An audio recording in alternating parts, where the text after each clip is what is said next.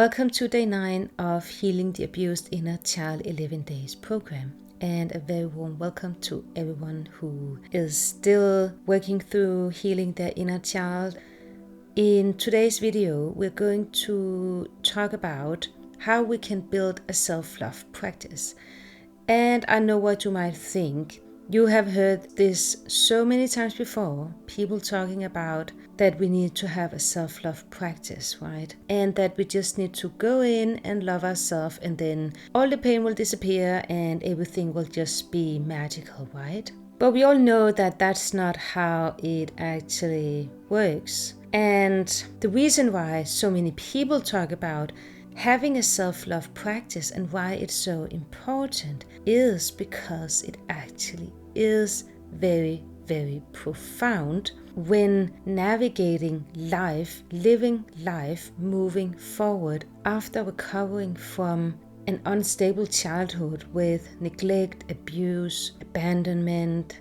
So building a self-love practice is actually the most important tool we can build and have by our hand when we are faced with difficult situations in the future. If you grew up with abusive, narcissistic, manipulative parents, you can probably expect that if they still live, if they're still alive, they will probably show up on your doorstep in the future, or they will try to contact you through the internet or stuff like that, or they will send one of their amazing enablers. So that's why we actually build a self-love practice. It's not because we need to sit and just become totally narcissistic and just be so ego-centered and love the shit out of ourselves. It's not really about that. It's actually to become more whole. To love ourselves is to feel our worth, know our worth, and is also to actually know when we have a boundary. When we love ourselves, we know when people are stepping on our toes and they are crossing our boundaries. So in a way, we actually navigate from a place of self-love when moving forward and living our best life. I understand that it makes sense for many of us who grew up in very, very unstable, dysfunctional homes that we're not used to this kind of love. We're not used to love ourselves. We're not even used to be loved. When we begin cultivating self-love practice, it can feel so foreign, it can feel so strange and odd and new, and maybe in the beginning it doesn't really feel natural for you to do it. But think about it, if you never experienced love from your parents and you never learned to love yourself, then of course it will feel strange and it will feel new.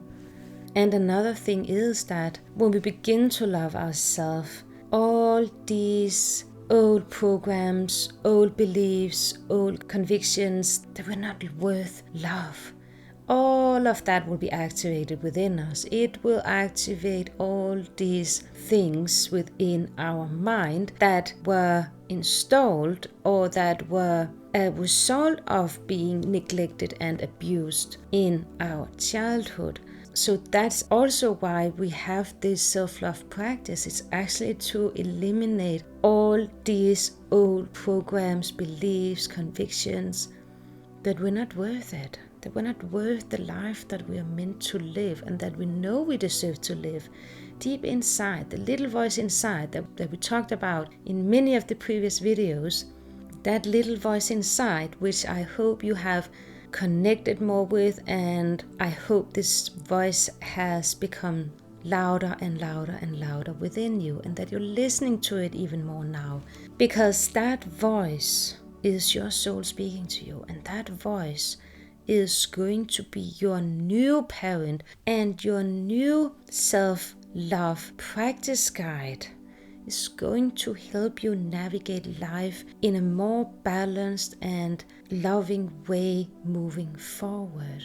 It's going to make life feel like a dance on waves of energies. and that you just lean into it, trusting that wherever you're being taken is part of your soul's mission. So one of the first things we're going to look at when building a self-love practice is how we can stop criticizing ourselves. And therefore we have to look at how we actually treat ourselves. What kind of negative self-talk do you have about yourself? What is it that you say about yourself if you think about it really, really, really deep down? And I'm going to give you an example from my own life with a negative belief that I had about myself. And it took me many years to realize that this was actually a negative belief I had about myself, which resulted in a very self-destructive pattern. I experienced that I had been smoking for quite some years in my younger days and the early 20s. And one day I was asked by a woman what emotions that were attached to the smoking. And in that moment, I realized that the reason why I was smoking was actually because I thought to myself every time I lighted up a cigarette that I was not worth anything more. And therefore, it didn't matter if I killed myself by smoking, because I wasn't worth more than that. That's why I actually ignored all my logical sense that said, well, smoking is going to kill you. Smoking is bad. Smoking is not good for you. You actually don't feel good when you smoke. That was a way that I could actually continue a self-destructive pattern with myself. So the moment I realized and I become aware of this little inner belief that I had, that it didn't matter if I died of smoking, because I wasn't worth anything anyway. In that moment, I could change it, and I changed it. So have a look at some of the things you do, how you actually treat yourself in your daily life. Do you force yourself to go exercise if you actually don't have the energy for it at all? Do you force yourself to do it every day because you hate your body image, because you actually deep inside punish yourself for not being good enough, and because you were never accepted, you never felt seen or heard or validated by your parents growing up, no matter how well you performed, how much you succeeded in school and you got amazing grades? So have a look at that for a moment. Think about that. It might take some time to realize that you have some underlying deep beliefs about yourself that's actually causing you to treat yourself badly. The other thing about self-love is that it's not other people's jobs to make us feel lovable. It's an intimate practice we have with ourselves when we are in solitude. So when we begin creating this fantasy illusion about this fantasy person that really doesn't exist, but we've imagined that they are just going to save us from all our pain, save us from everything that hurts inside, and save us from all of those people who hurted us and mistreated us and abused us in the past. When we walk around imagining that this person is going to come and save us, and then everything will change, then everything will just fall in alignment and we're just going to live our best life and live happily ever after, we actually have a unaware belief that it's other people's job to make us lovable.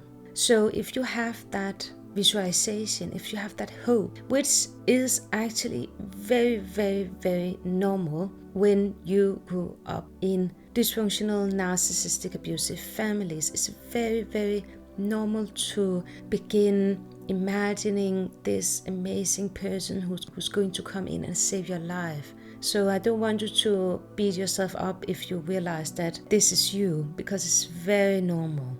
But if we feel like this, if we have this imagination about this illusionary, amazing person who's going to come and save us, we need to sit with that for a moment and realize that, and actually acknowledge that that person is not gonna come, because he or she doesn't exist.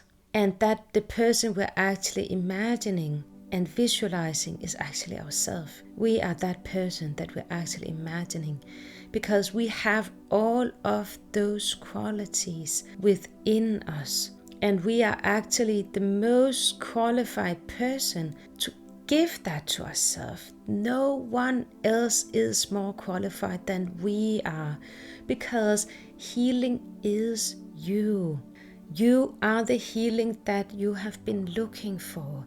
And when we begin to really profoundly heal, we return to our heart and we return to our soul and reconnect with all of those fragmented parts of us that was pulled out of our bodies in all those painful, traumatic, overwhelming, insane situations that we had to go through in our childhood. So our soul is literally the only one who knows to heal us, because it's our soul who holds the ancient wisdom to heal us. No one else does this.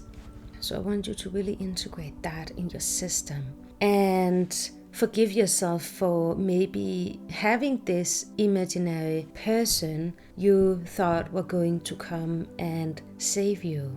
Maybe you can start visualizing that you are that person who's going to come and save you and not anyone else outside of you. So today's exercise is that we're going to look at 5 steps to build a self-love practice. The first step is that you need to begin listening to your intuition and your heart and listen to your gut feeling. So it's that little voice again that we spoke about. That's your intuition and that's your soul. So the more you can begin tuning into that, listening to what it's telling you and begin trusting it. And even though it's scary, trust it anyway. Besides, you don't really have a choice anymore, do you? Because you know that it's not working, living out of alignment with yourself. And you know that everything you have done until now didn't really give you the result that you wished for. Listen to your gut feeling, because it's actually in our gut that we experience our boundaries. So when people are violating our boundaries, it's actually a physical experience. It's a physical sensation that arises within us. That's when we know, okay, this person just violated my boundaries, right? Number 2 is pause before you respond or react. When we pause before we respond or react, we can bring ourselves back into center and bring ourselves back into the present moment, and we can regain control over how we want to respond in this situation, so that we respond from an aware state instead of a traumatic state of being, right? So that's why we want to pause before we respond, because often our past just ends up responding for us instead of us. So this is also a way that you can detach from the past and say, no, I'm going to respond differently moving on, because I am more conscious, I'm more aware of myself and my inner mental state. And the past is not going to dictate my present and my future and how I want to live my life. And number 3 is detach from the outer world every day. This is something that I personally found extremely important when building a self-love practice. We need to detach from the outer world every day. First of all, because the outer world is available with one click.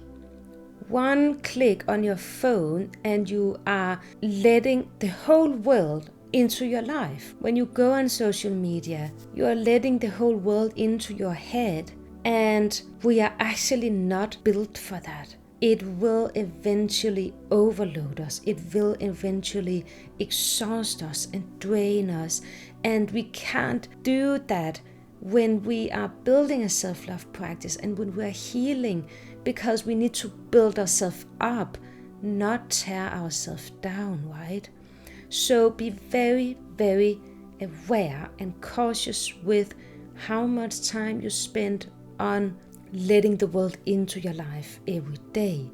So it can be that you just say, I'm just going to take 30 minutes without my phone where I'm just being present with myself. And number 4, arrest your negative thoughts. So negative thoughts is again what we spoke about a little bit earlier in this video, that we need to be very mindful with how we speak to ourselves.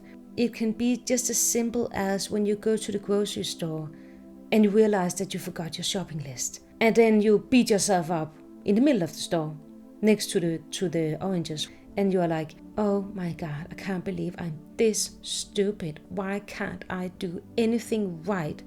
It's in moments like that where we need to arrest these negative thoughts and say, it's okay that I forgot the shopping list.